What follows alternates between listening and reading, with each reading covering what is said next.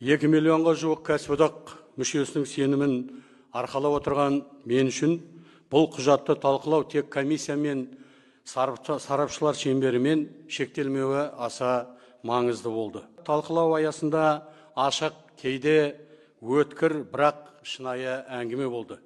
Адамдар жалақыны, еңбек қауіпсіздігін, жұмысынан айырылып қалу қорқынышын, балаларының болашағы туралы бүкпелемей жан-жақты пікірлермен бөлісті.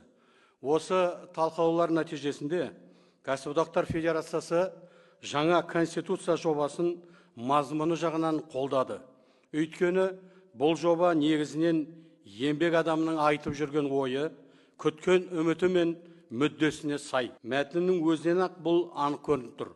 Бірінші бапта Қазақстан әлеуметтік мемлекет ретінде бекітіліп, ең жоғарғы құндылық ретінде адам, оның өмірі, құқықтары мен бостандықтары аталады. Күнін еңбегімен көріп отырған жан үшін бұл өте маңызды белгі. Мемлекет есеппен көрсеткіш емес, таңнан кешке дейін еңбек етіп, елдің берекесін ұстап тұрған адамға сүйеніп құрылатынын айқын жеткізетін ұғым. Еңбек енді адамның жеке тәуекел емес, лайықты өмірдің тірегі ретінде таңылады. Тағы бір маңызды тақырып ол ынтымақтастық. Жобада ол өзінің шынайы мәніне қайта оралады. Бар ауыртпалықты жұмысшының мойнына іле салу емес, бір жақты талап қоюда емес. Бұл мүдделердің әділ тепе-теңдігі, мемлекет, бизнес және еңбек арасындағы ынтымақтастығы.